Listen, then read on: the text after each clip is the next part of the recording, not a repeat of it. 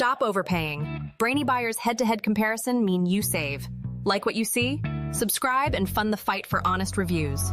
Stuck between the Canon EF 75 to 300mm telephoto zoom and the Canon EF 100mm macro lens? It seems like a tough call, but they're actually designed for very different photography styles.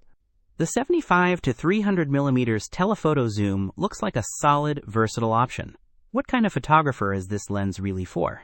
Think about capturing your kid's soccer game from the sidelines, or getting a close-up of a bird in your backyard.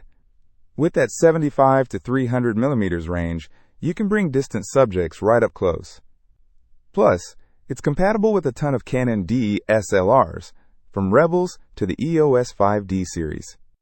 Okay, and what about the 100mm macro lens? It looks smaller, but what does it let you do that the zoom can't? This lens opens up a whole new world. Imagine capturing the intricate details of a snowflake, or the delicate texture of a flower petal. It's all about extreme close-ups and revealing details you'd normally need a magnifying glass to see. It focuses as close as 1 foot. So the key difference is reach versus detail.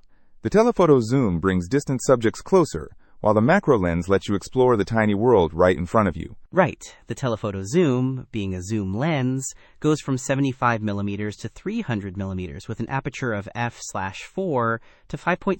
That improved zooming mechanism must be pretty important for tracking moving subjects, right? Definitely. Smooth zooming is crucial for capturing action shots without missing a beat. And, with a renewed version available for around $149, it's a pretty accessible way to expand your photography toolkit. Plus, many sellers include a UV filter, which is a nice bonus. And the macro lens is fixed at 100mm, with a much wider f/2.8 aperture.